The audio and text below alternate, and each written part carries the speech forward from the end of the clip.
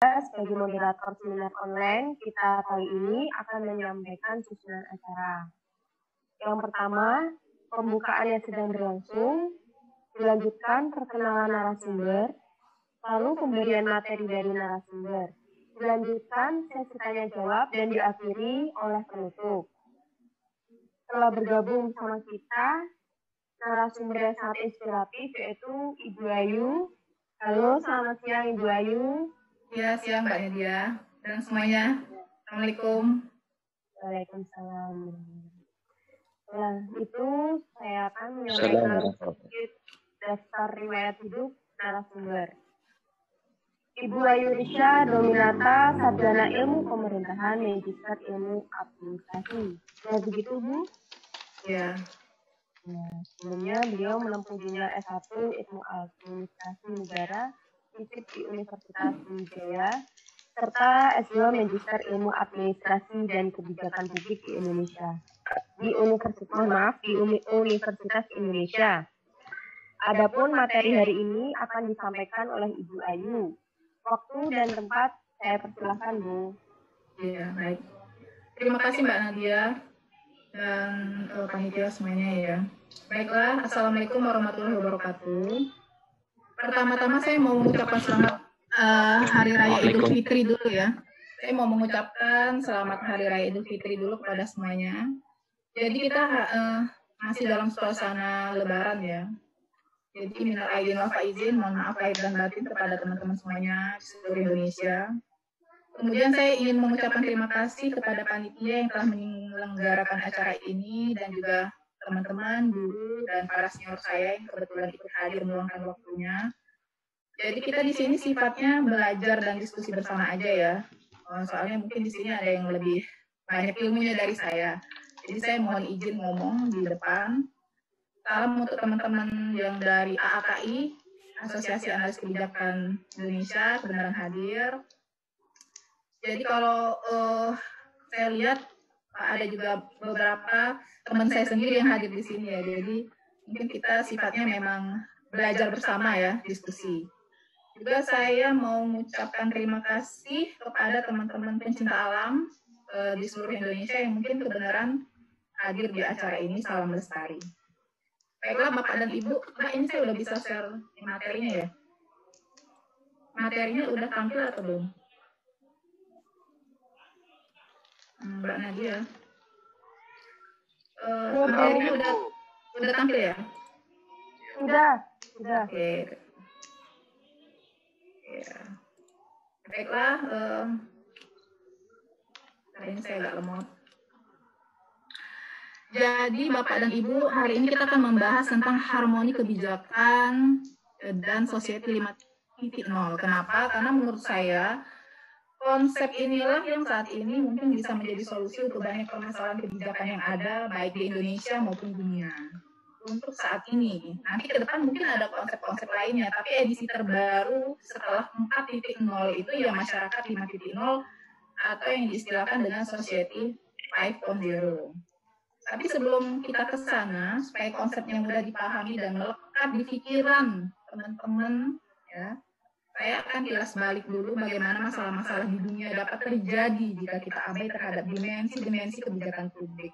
Jadi jangan sampai di akhir kita baru menyadari setelah suatu masalah sudah jadi fatal dan tidak bisa terobati lagi. Jadi mungkin yang pertama, konsep kebijakan itu dulu ya.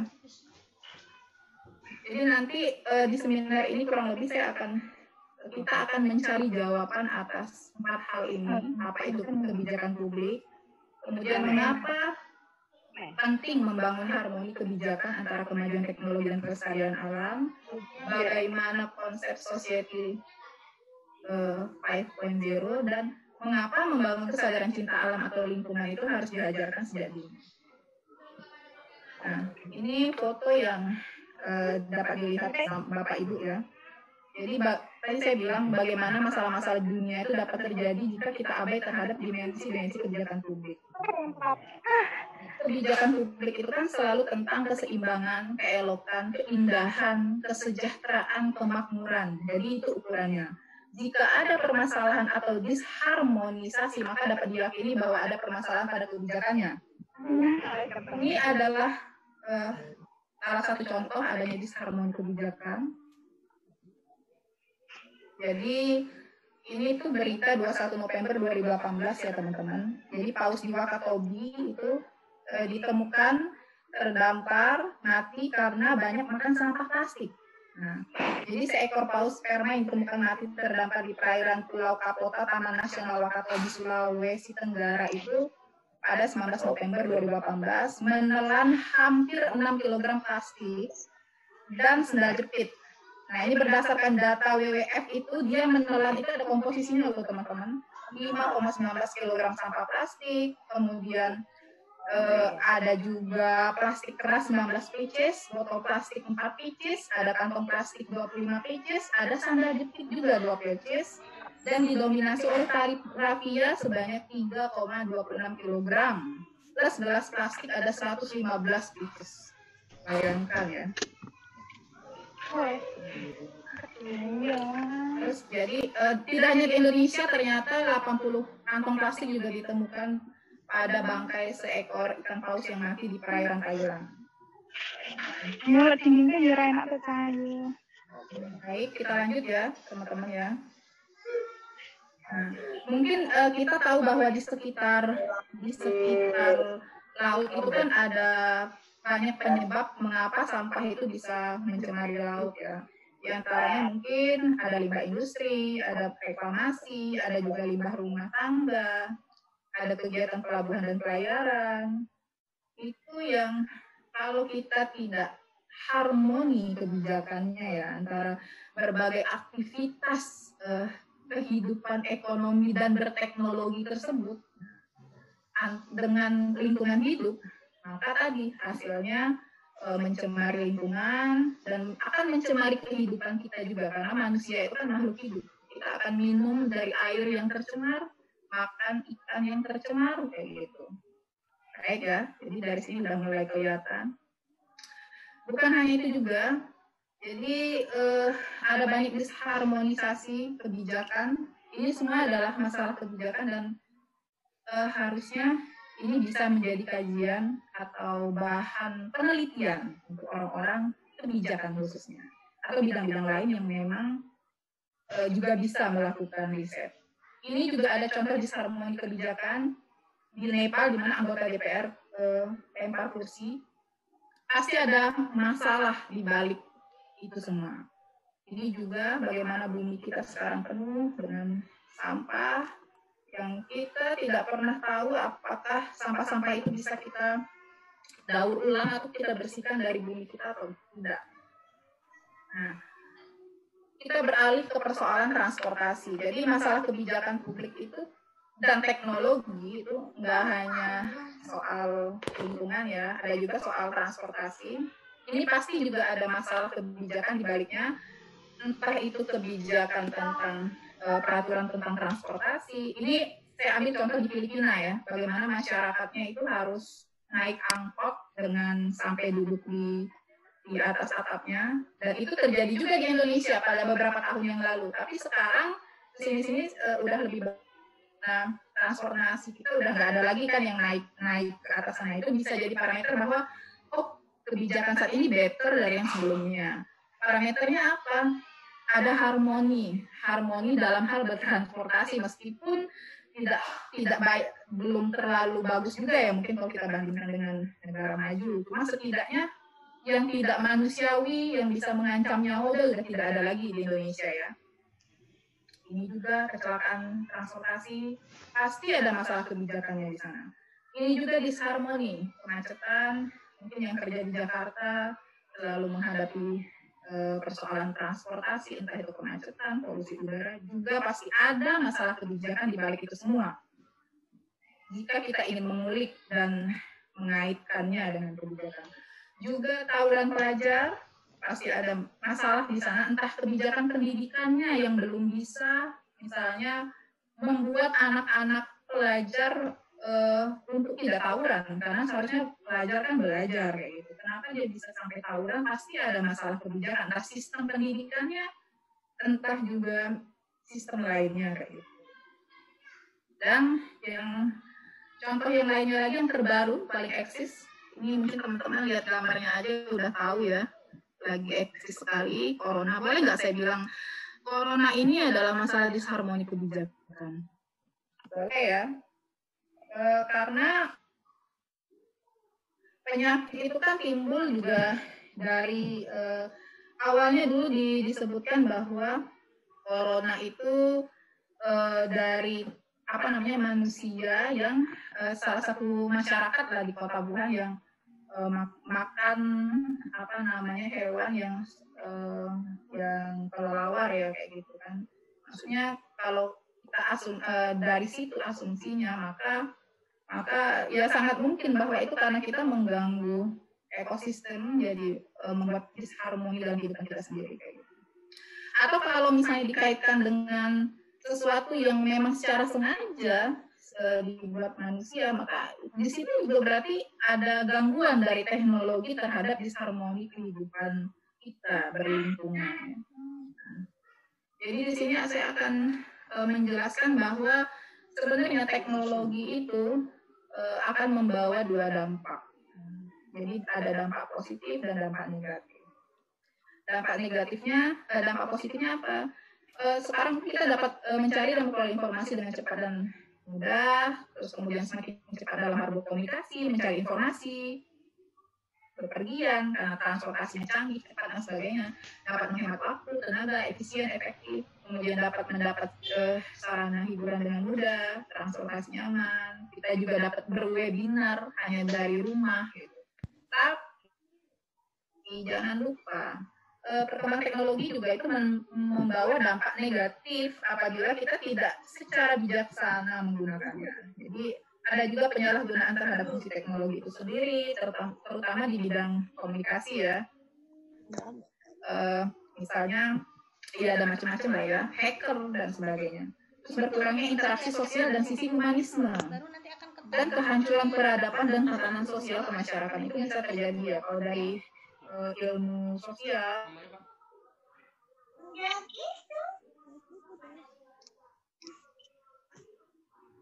Tetap mempertimbangkan itu semua ketika kita ingin menciptakan sebuah teknologi. Kemudian dampak potensi limbah dan sampah elektronik, juga zat kimia yang berbahaya, terus potensi merusak lingkungan dan ancaman kesehatan, contohnya tadi pandemi COVID-19. Sekarang pertanyaannya, bisakah kita terus menggunakan teknologi tanpa memperhatikan keseimbangan dengan alam?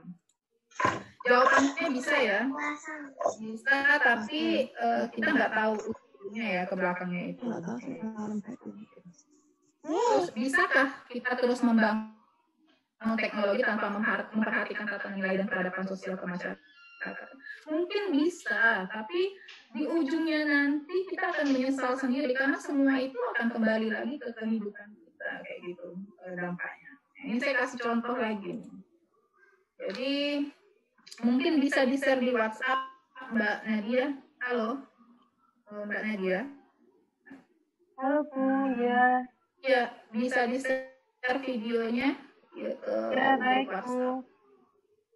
Ya, teman-teman bisa lihat video yang saya share di ini ya, di WhatsApp ya, sama admin. Jadi pada tahun 2011 itu terjadi Jepang itu membangun pusat nuklir di Fukushima tanpa mempertimbangkan bahwa daerah tersebut itu rawan tsunami karena dekat pantai. Nah, setelah tsunami terjadi, itu kawasan nuklir itu jadi terkena dampak tsunami. Akhirnya dampaknya sampai 9 tahun kemudian, sekarang 2020 masih belum terselesaikan. Jadi ini bisa dibaca di sini ya.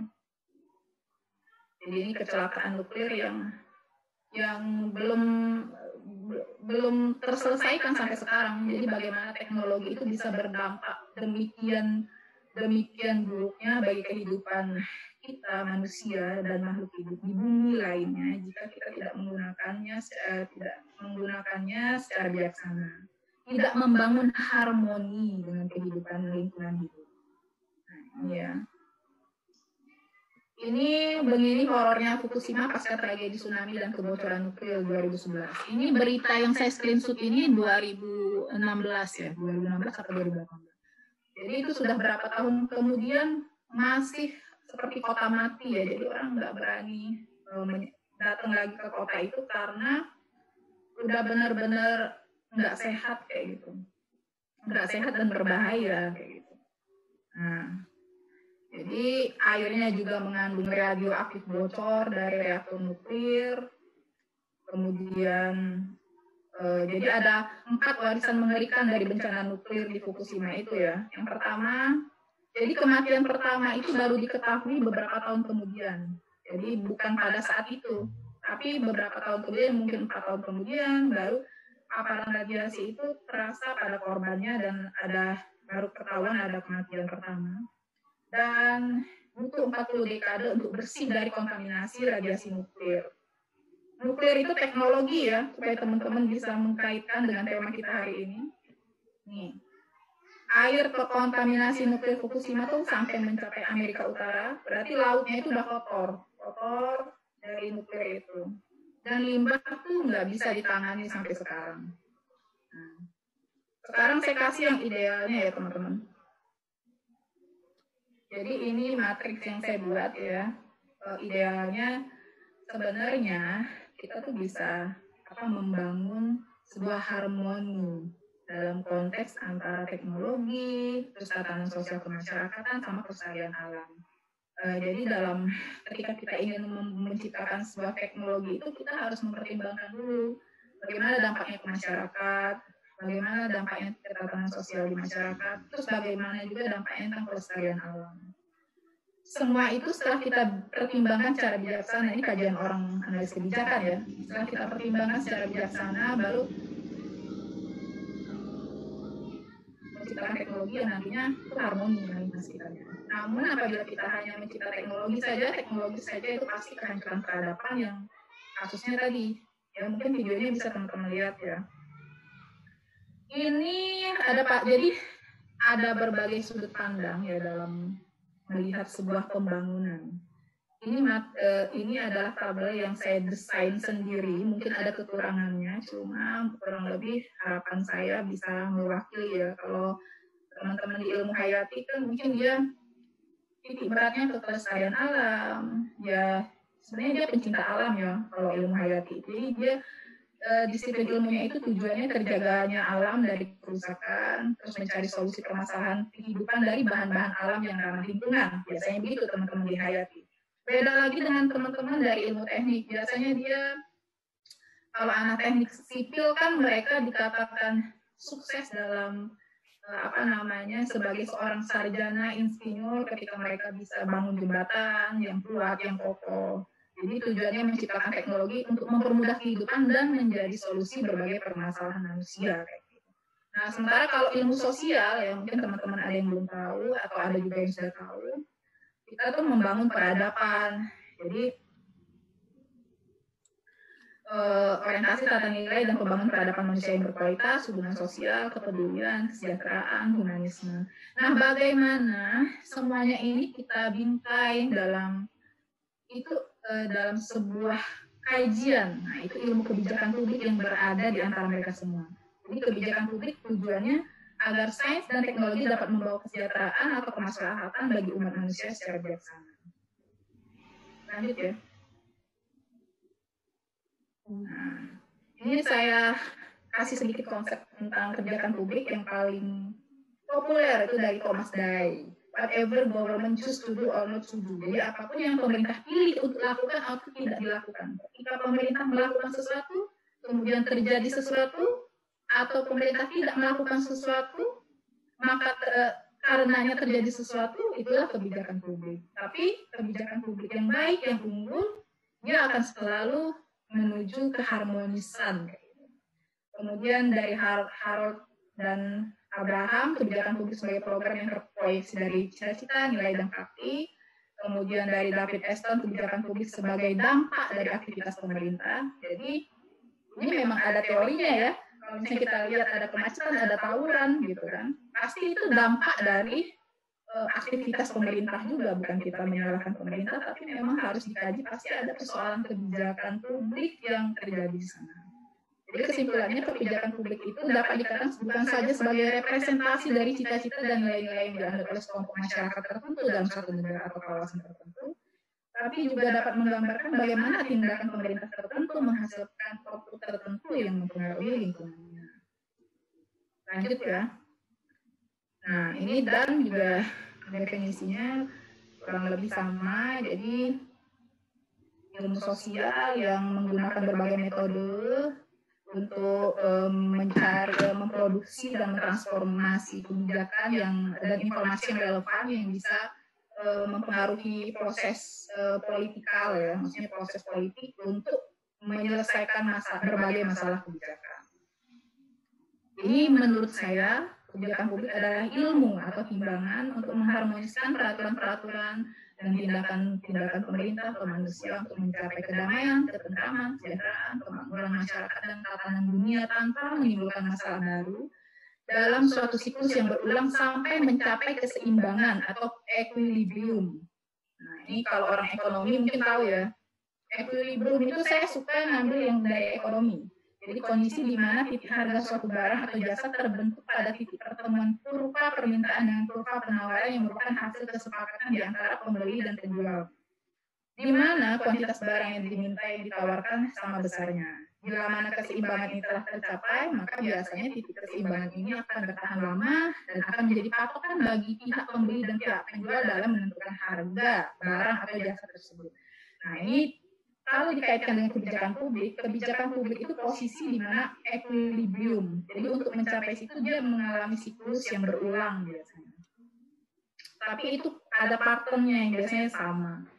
Nah, kalau dari ilmu sosial equilibrium adalah proses yang terjadi dalam tatanan kehidupan bermasyarakat dalam upaya membentuk harmoni atau mencapai keselarasan interaksi sosial dalam suatu tatanan masyarakat yang heterogen atau multi etnis. Nah, ini Indonesia banget ya, kan Indonesia multi etnis, cocok nih. Nah, terus ini menurut Pak Dian Nugroho ya, guru saya, pakar kebijakan publik, beliau memberikan konsep tersendiri bahwa kebijakan publik itu bisa dikatakan kebijakan publik yang unggul manakala dia mengandung setidaknya 3 nilai. Yang pertama nilai kecerdasan, yang kedua nilai kebijaksanaan, yang ketiga harapan masa depan. Jadi kebijakan publik itu harus cerdas, terus harus bijaksana dan memberikan harapan. Maka dia dapat dikatakan kebijakan publik yang unggul. Jadi dia nggak bisa cerdas aja tapi nggak bijaksana atau nggak memberikan harapan masa depan. Contohnya, misalnya kita mau bangun ibu kota nih, kita timbang bangun ibu kota itu ada nilai kecerdasannya enggak, misalnya. Terus harapan masa depan ada enggak di sana gitu. Kalau semua itu sudah kita timbang terus oke, lanjut. Tapi kalau misalnya belum, berarti perlu kaji lagi. Sekarang harmoni itu sebenarnya kalau dari definisinya itu adalah keselarasan atau keserasian atau keterpaduan yang akhirnya keindahan. Nah, Indonesia udah nggak mencapai itu. Sistem pemerintahan kita udah indah belum? Kita harus cari pembanding. Pembandingnya biasanya negara luar nih. Kalau tatanan pemerintahan di Indonesia, kita ngambil ini aja deh, sistem manajemen kotak sampah, sistem pengelolaan sampah aja. Kenapa sampah di Indonesia tuh banyak di sungai-sungai? Atau orang tempat favorit membuang sampah adalah di pinggir kali. Why? Kok beda banget dengan di Australia misalnya, di Sydney. Mereka nggak ada satu biji pun sampah misalnya di pinggir sungainya. Terus mereka ada sistem yang canggih dan modern untuk menjemput sampah. Pokoknya sampah itu jangan sampai ada di jalanan. Nah, berarti kan harmoni itu terjadi di negara sana tapi belum di sini. Nah, itu bisa kita pelajari sehingga kita bisa mengadopsi. Harmoni itu juga bisa dikatakan ilmu cara mengkombinasikan atau menggabungkan banyak perbedaan. Bisa juga sebagai suatu ide gagasan tentang kebudayaan kehidupan manusia, ketenangan, kedamaian, keberanian, kepahlawanan, nasionalisme. Saya bisa mengatakan bahwa Pancasila itu adalah harmoni. Kebenaran kita hari ini peringatan Hari Pancasila ya. Jadi Pancasila itu udah berdasarkan proses yang panjang sampai akhirnya founding father kita memutuskan Pancasila yang bertahan lama. Makanya ada namanya Hari Kesaktian Pancasila. Jadi Pancasila itu adalah harmoni menurut saya. Jadi dia produk kebijakan publik yang dibuat founding fathers untuk mengkombinasikan atau menggabungkan banyak perbedaan. Jadi Indonesia yang banyak perbedaan ini diikat dengan Pancasila bisa harmoni berkehidupan berkebangsaan, dan itu sudah teruji puluhan tahun kan. Kita udah merdeka berapa puluh tahun dan kita masih tetap bisa damai, alhamdulillah ya. Semoga masih tetap bisa. Dan bisa Pancasila juga sebagai suatu ide gagasan tentang pedoman tatanan kehidupan masyarakat Indonesia untuk mencapai ketenangan, kedamaian, persatuan, keberanian, kepahlawanan nasional. Dan itu nggak mudah ya. Jadi suatu kebijakan publik yang harmoni itu dia butuh waktu, butuh proses, butuh timbang dan tempaan biasanya. Jadi memang melalui siklus. Saya mulai baca-baca tentang Society 5.0 ini. Apakah bisa kita katakan ini adalah harmoni dengan definisi yang sudah kita baca bersama tadi? Nah, jadi Society 5.0 ini adalah tahap terakhir sekarang ya. Kita nggak tahu kayak handphone kan ada edisi berapa, seri berapa. Mungkin nanti ada lagi Society 6.0, kita nggak tahu. Cuma yang sekarang terbaru ya Society 5.0. Apakah ini udah harmoni? Kita lihat ya. Waktu Society 1.0 itu kita masyarakat perburuan, Society 2.0 masyarakat pertanian, Society 3.0 masyarakat industri, Society 4.0 masyarakat informasi, dan sekarang Society 5.0. Menurut saya ini adalah harmoni kehidupan antara teknologi vs alam, di mana manusia itu harusnya menyadari bahwa kita tuh harus hidup harmoni antara kecanggihan teknologi dan alam. Kalau yang di 4.0 itu orientasinya teknologi dan informasi kan. Nah, di 5.0 ternyata Jepang menyadari kan, idenya dari Jepang, dari dia juga, bahwa kita tuh nggak bisa hanya teknologi oriented, tapi kita harus mempertimbangkan juga sisi kehidupan. Nah, ini ada beberapa definisi. Jadi Society 5.0 itu adalah harmoni antara cyberspace atau ruang virtual dan physical space atau ruang nyata. Kalau di 4.0 kan hanya ruang virtual aja, tapi ruang nyatanya kurang diperhatikan. Tapi kalau di 5.0 itu dua-duanya. Ini juga Society 5.0 ini di mana konsep masyarakat yang berpusat pada manusia, human centered dan berbasis teknologi. Jadi bagaimana kita menggunakan teknologi itu secara bijaksana. Kita butuh sih teknologi, tapi kita sebagai manusia nyaman dulu nggak gitu. Lo teknologi, kamu tuh cuma alat loh gitu. Alat bagi saya manusia. Ketika saya butuhkan, saya akan gunakan. Tapi kalau kamu membawa kehancuran bagi kehidupan kami, ya enggak. Nah, jadi ada timbangannya, yaitu kebijakan tadi ya. Terus kenapa mereka mulai mempertimbangkan Society 5.0 ini, bahwa ada peran-peran manusia yang tidak bisa digantikan oleh teknologi, misalnya ya kasih sayang, gitu, hubungan emosional kita ke orang tua kita yang di kampung kan, kalau kita nggak ketemu, meskipun kita bisa via virtual, terasa ada yang kurang kan. Nah di sanalah akan terasa bahwa keseimbangan antara kehidupan virtual dengan kehidupan sosial yang real itu perlu kayak gitu. Nah, itulah yang diangkat di Society 5.0 ini. Menurut saya sih ini bijaksana sekali ya kalau bisa terimplementasikan dengan bijaksana, dengan baik, nggak sebagian-sebagian. Karena kita kadang hobinya diambil sebagian tapi tidak secara utuh diimplementasikan kayak gitu kan konsepnya. Nah, jadi kemudian pemikiran bahwa teknologi adalah alat mempermudah kehidupan manusia, bukan sebaliknya, dan solusi untuk kehidupan manusia yang lebih baik.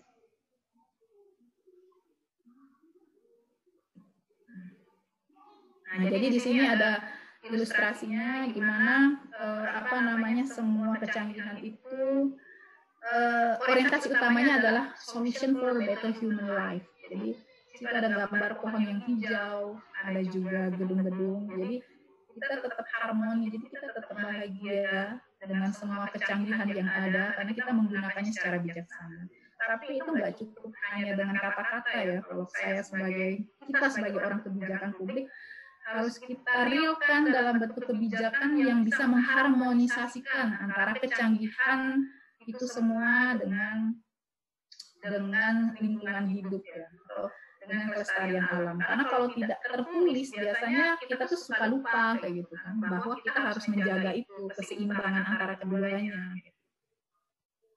Nah, ini mungkin teman-teman bisa baca bagaimana Society 5.0 itu digunakan dalam kehidupan sehari-hari.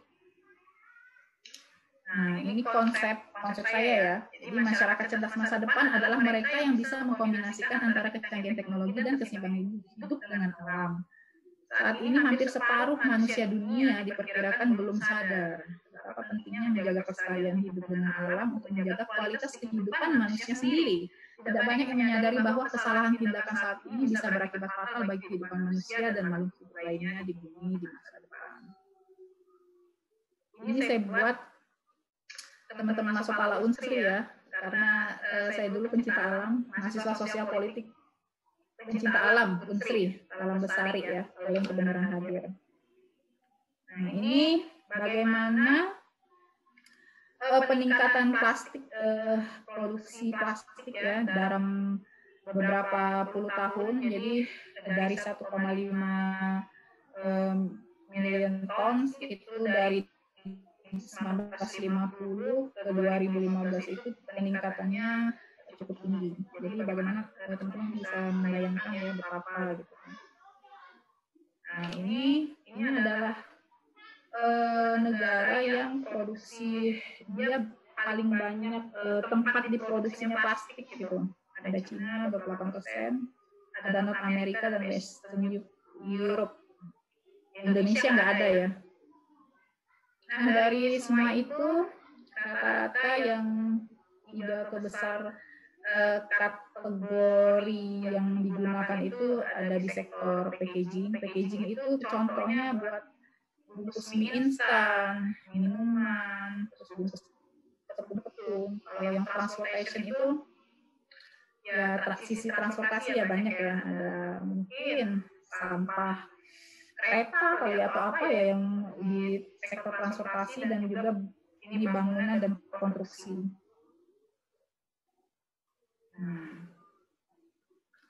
Ini data dari Marine Environment, jadi dari jadi ada banyak negara ya yang produksi dan yang merusak lingkungan itu. Nah, yang ini jadi ada 1 juta botol yang dibeli setiap menit atau 20.000 per detik. Tapi hanya 50% yang berhasil di recycling ya. Dan hanya 7% saja yang berhasil jadi botol baru. Berarti selebihnya itu tersebar di lingkungan dan kita nggak tahu kemana.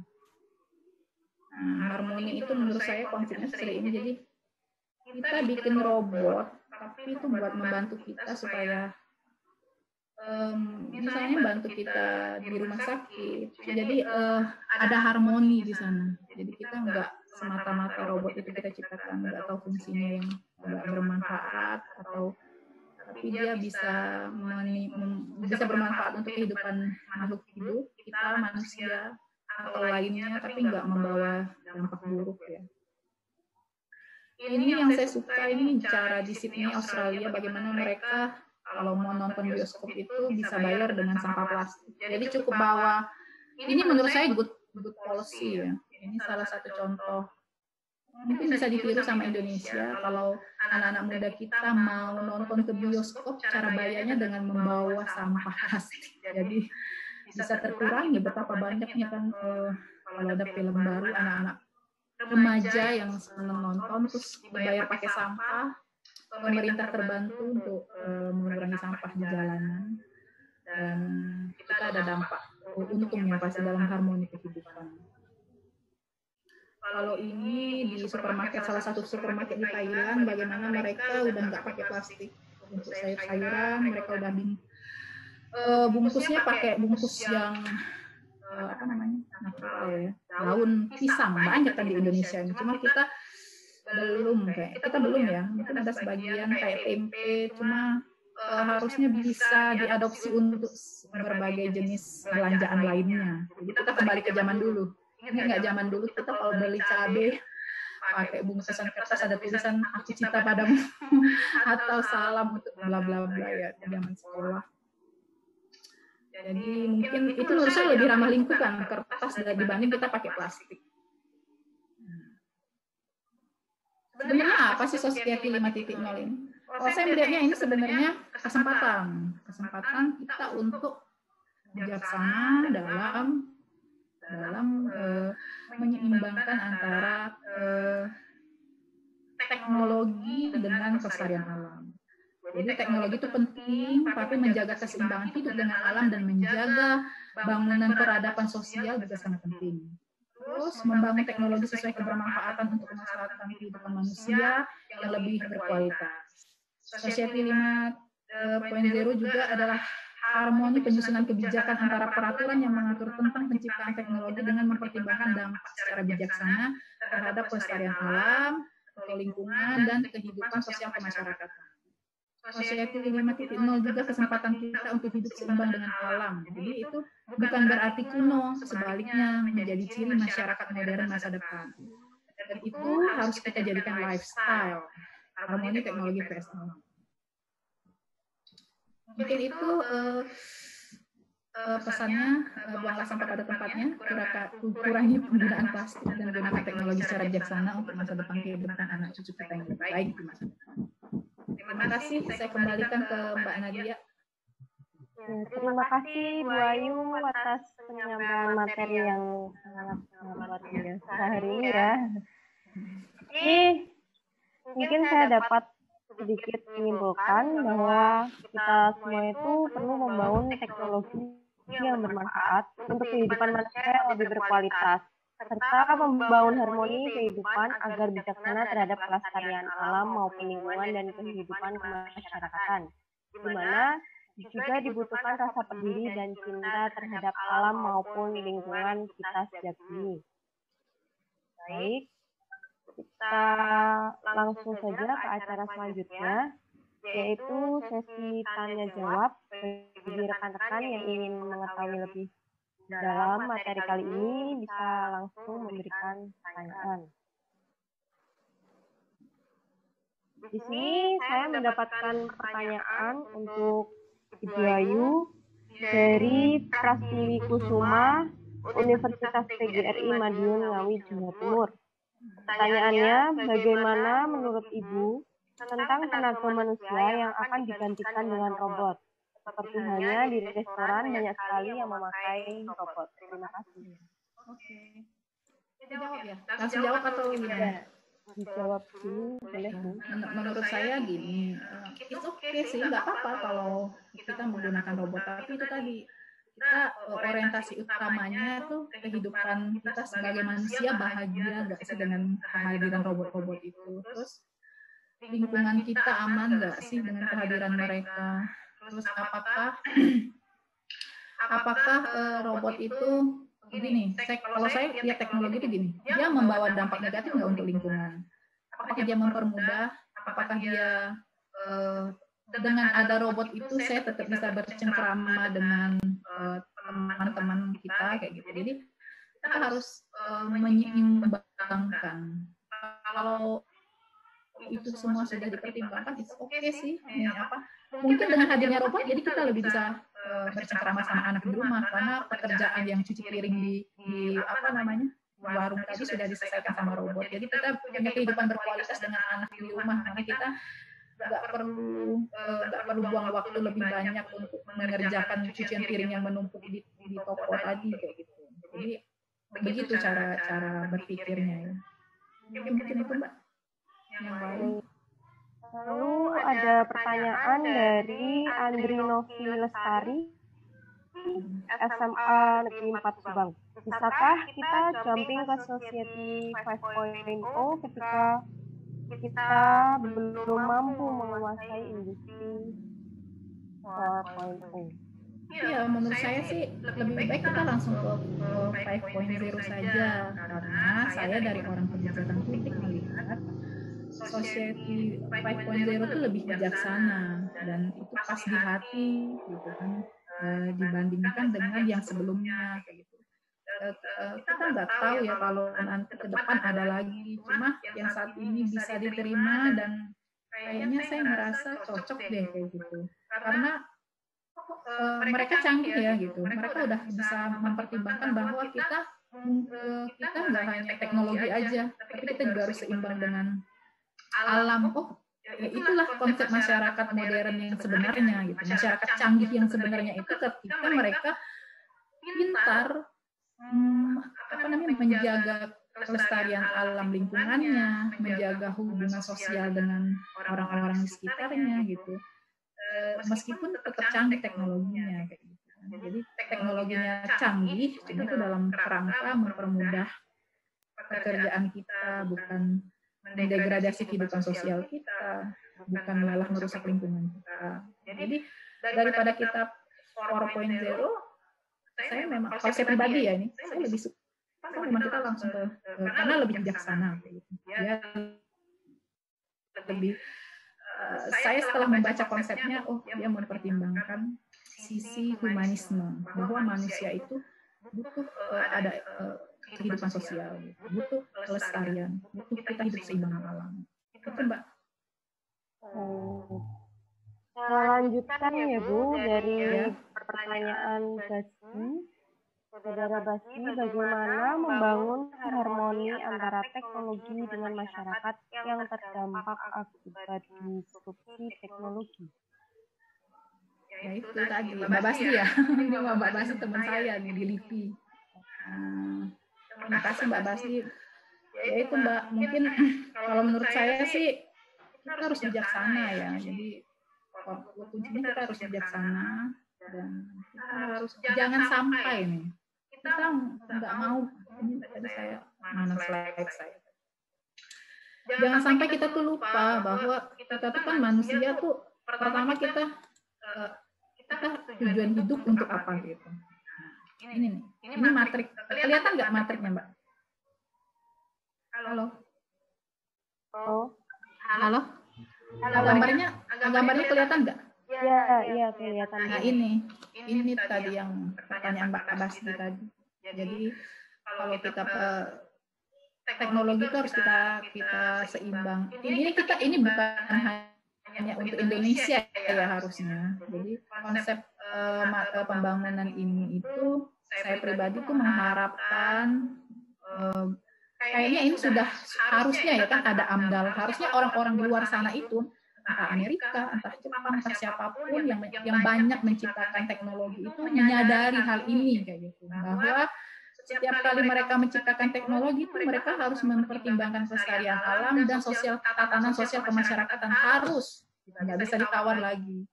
Ketika mereka menghilangkan atau meninggalkan salah satunya, pasti akan terjadi disharmoni dan itu ujung-ujungnya akan merugikan kehidupan manusia sendiri. Jadi bukan berarti kalau kita teknologi itu canggih ya, maksudnya itu akan berdampak baik untuk kehidupan kita. Cuma nanti kayak yang kejadian nuklir tadi contohnya ya. Jadi kita harus sadar ini membawa manfaat kebaikan atau enggak gitu aja sih sebenarnya. Yang penting kita bisa selalu secara bijaksana mempertimbangkan kalau kita ingin menerapkan itu. Jepang itu sebenarnya mereka bagus ya, karena contohnya gini, mereka itu punya toilet canggih, cuma mereka masih pakai baju kimono. Orang Jepang itu tidurnya masih di lantai kan, masih pakai. Saya jarang melihat orang Jepang tidurnya pakai dipan ya, cuma mereka masih pakai yang kasur di lantai. Cuma mereka canggih loh, mereka mengeluarkan handphone, produk-produk teknologi, mobil dan sebagainya, mereka canggih. Mereka soal kebudayaan tetap, tapi tetap juga mereka ada kecolongan ya, kejadian yang nuklir itu. Jadi yaitu selalu tetap harus kita waspada gitu. Setiap datang teknologi kita timbang dulu secara bijaksana. Makanya ada analis kebijakan tuh, Mas Ridwan harusnya bisa memberikan analisis jadi lebih bijaksana dalam mengadopsi atau menciptakan suatu teknologi. Ya, Mbak, ada lagi nggak? Itu aja Mbak, ada lagi nggak pertanyaannya? Sebenarnya masih banyak ya Bu, tapi ini apa-apa boleh itu Mas. Kita kan saya sendiri ya narasumbernya, jadi masih waktunya bisa masih ada space ya. Ya, ini ada dari saudari Nani Rohaini untuk melaksanakan Society 5.0, apakah Indonesia telah siap? Bila belum, apa saja indikator kesiapannya? Oh iya, Bu Nani, Assalamualaikum Bu Nani, ini senior saya ya di AAKI. Terima kasih Bu Nani sudah menyempatkan bergabung. Jadi Bu Nani, kalau menurut saya sebenarnya lebih enak kita langsung ke konsep kehidupan bermasyarakat, entah apapun namanya ya.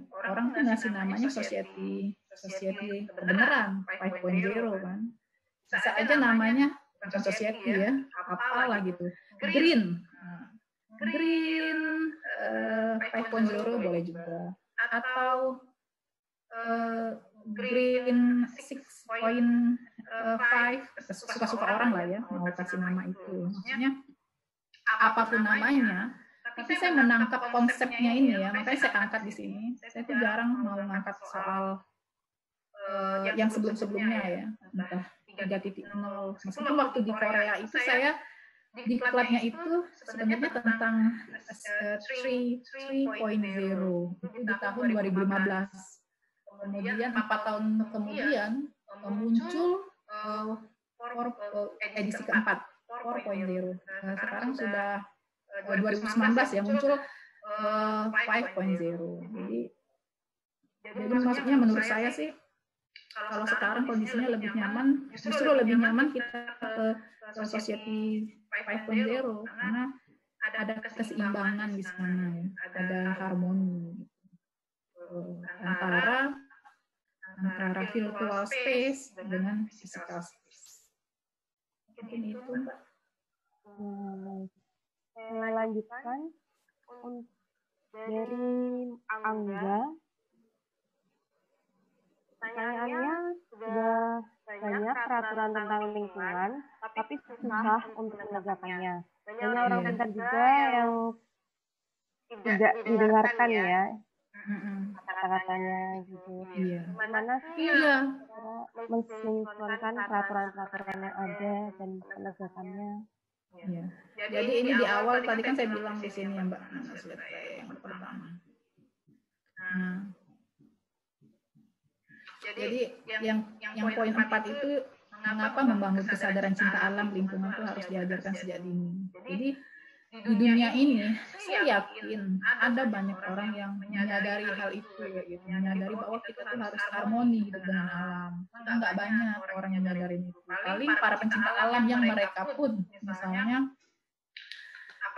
senangnya naik gunung, aktivitasnya banyak kita nggak tahu ya kalau ada pencinta alam yang ahli teknologi, alhamdulillah ya kayak gitu kan. Di LIPI saya yakin banyak juga, termasuk saya kan sebenarnya pencinta alam.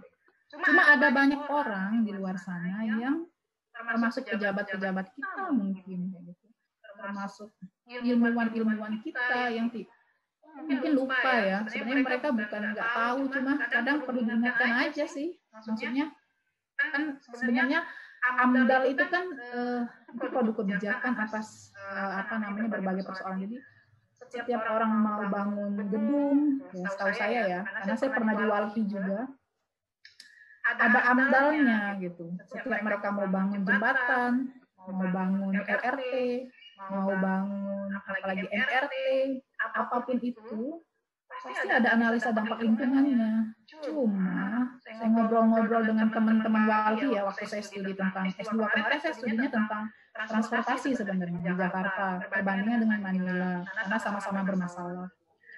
Ternyata kata teman-teman Walhi mereka NGO ya, karena mereka memang tugasnya itu apa namanya mengkoreksi dan mengevaluasi kegiatan pemerintah. Ternyata memang dari sisi transportasi misalnya bus-bus yang beredar di Jakarta, Depok, Bogor gitu.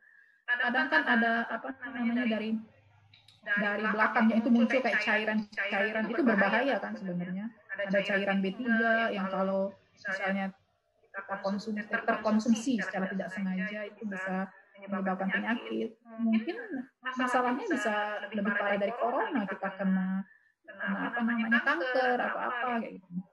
Cuma pemerintah kita tidak tegas dalam mengimplementasikan peraturan tentang bahwa misalnya untuk semua metro mini yang beredar harus uji emisi. Nah, itu tidak dilakukan.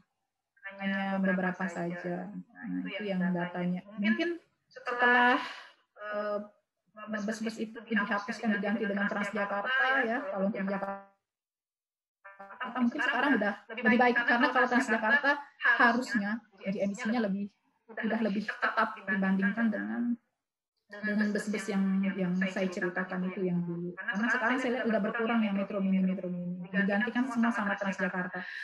Itu good policy saya lihat. Jadi perpindahan dari transportasi itu kepada Transjakarta itu good policy gitu. Karena mereka udah memikirkan lebih baik dan lebih ramah lingkungan.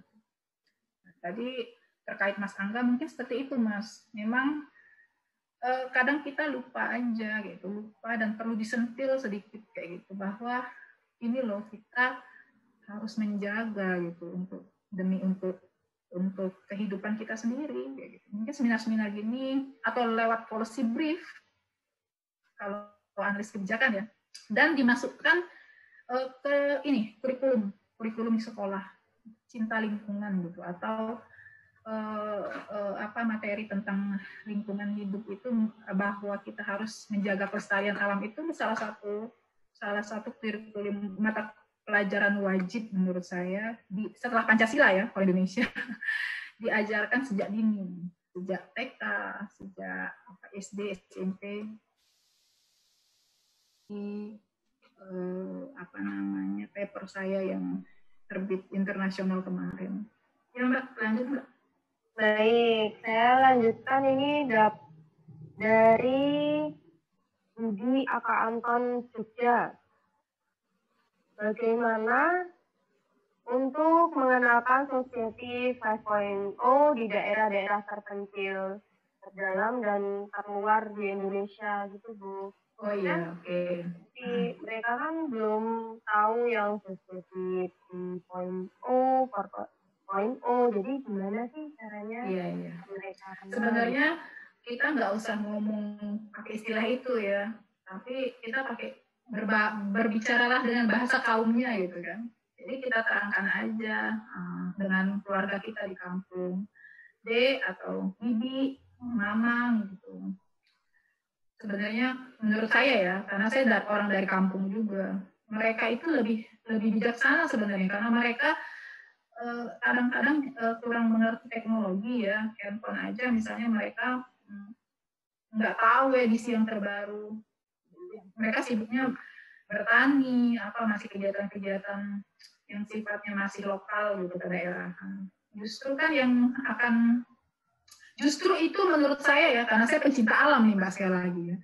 Justru kehidupan yang harmoni dengan alam itu adanya di kampung, di daerah. Mereka tuh bijaksana sebenarnya orang kampung itu. Bisa kita teladani karena mereka nggak serta. Kadang-kadang mereka agak kalau melihat teknologi itu kan agak kritis mereka, nggak langsung menerima aja. Kalau apalagi yang kadang agamanya kuat ya. Dulu aja kan kalau waktu ada sosialisasi KB, misalnya mereka dianggapnya apa gitu kan, atau pokoknya kalau teknologi itu baru mau masuk ke kampung, biasanya mereka saringannya justru lebih ketat. Dan itu menurut saya bagus.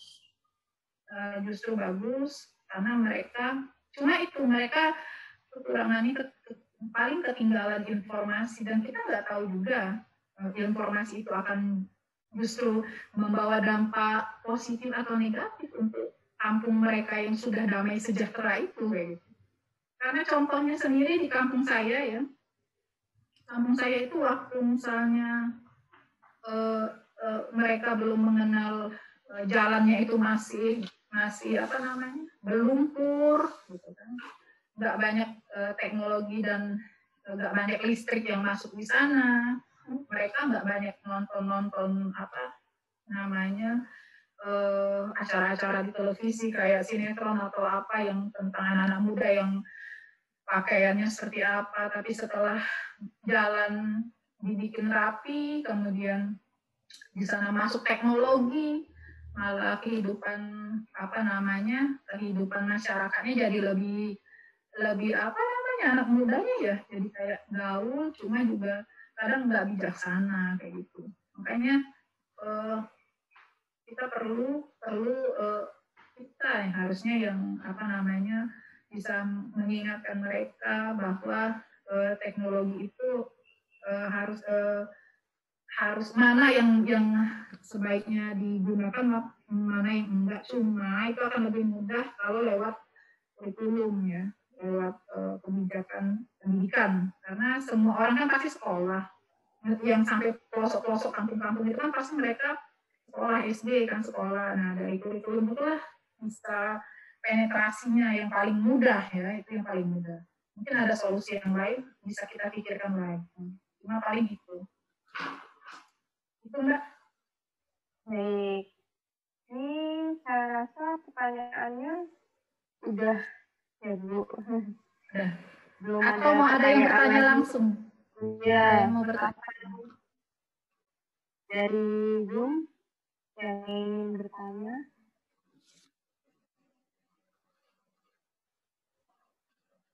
Ada nggak? Gimana caranya? Dibuka aja itunya, di-unmute aja kalau yang mau bertanya.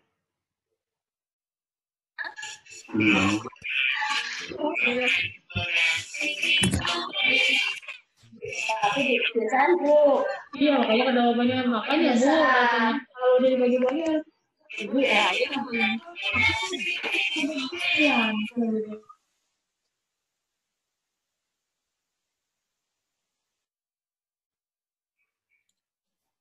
Mbak, kalau ada yang mau bertanya langsung silakan Mbak.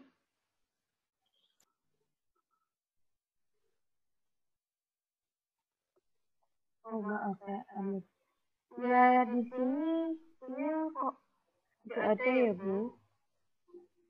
Sudah semua dari chat grup ini sudah semuanya insya Allah. Udah ya, ya udah. Kalau begitu apa nih? Mau langsung kesimpulan aja. Ya, tadi kesimpulan sudah saya katakan di awal tadi ya Bu. Jadi baik, terima kasih Ibu Ayu sudah menjabarkan dengan detail jawaban dari pertanyaan dari peserta hari ini, dan kita sudah sesi tanya jawab. Dan sebelum menutup acara, saya ucapkan terima kasih pada Ibu Ayu dan para peserta hari ini, dan semoga materi yang telah disampaikan dapat bermanfaat dan menambah pengetahuan kita mengenai Society 5.0. Amin. Baik, sekian saja dari saya. Mohon maaf apabila terdapat salah kata dan perbuatan.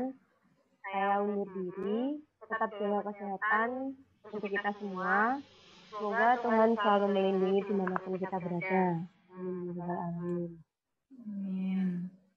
Dan sampai jumpa di seminar kita berikutnya di lain waktu. Terima kasih untuk hari ini. Thank you Ibu Ayu, moderator dan semua kru. Oh ya, siapa nih? Bu Nani, terima kasih ya. Terima kasih. Bu Nani, Mas Ridwan, siapa lagi? Mbak Nisa ada nggak? Terima kasih. Terima kasih Kak Ayu. Ya, sama-sama.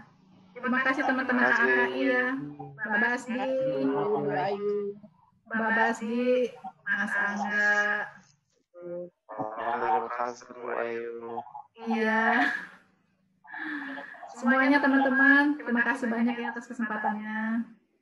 Sama-sama. Nah, Aidin Pak Aidin. Sama-sama, Bu Ayu. Ada. Sertifikatnya jangan lupa. Oh iya, baik. Baik.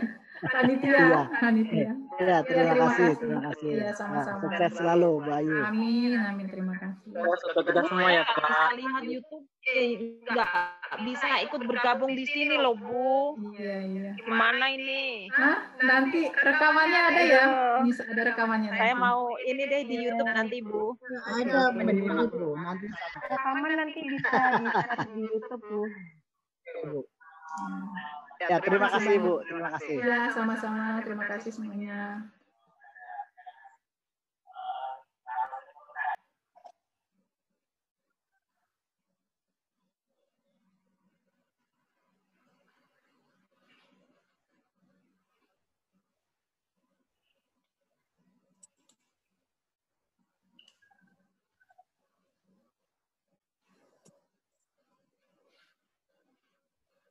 Sampai ketemu lagi ya semuanya.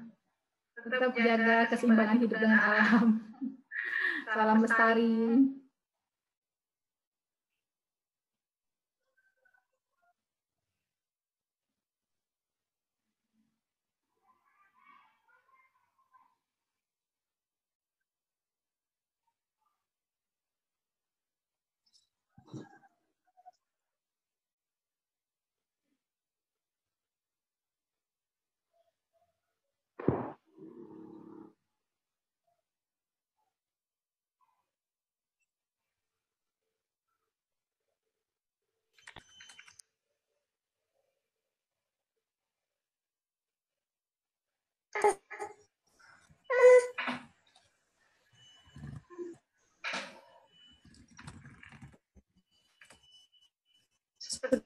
Sudah selesai Bu materinya?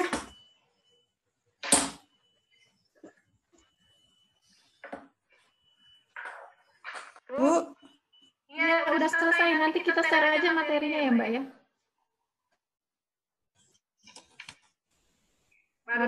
Barusan selesai.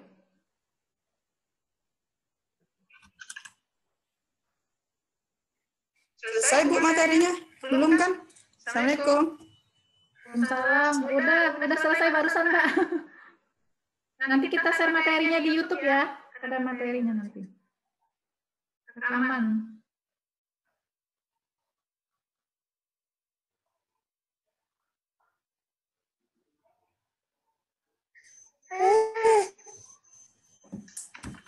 Assalamualaikum.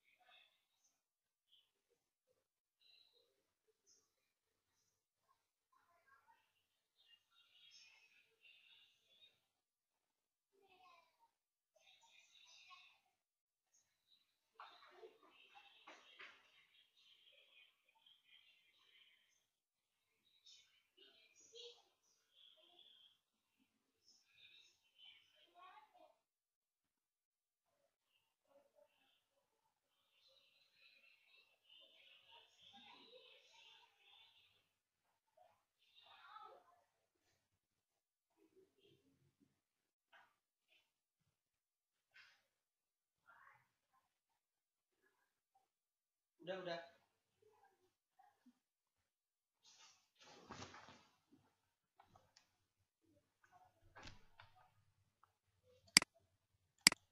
Hand smells like it. Hey, let the viewers smell it. Don't open this. Oh my god. Viewers. Oh gosh. Viewers, what do you think of the coyote urine?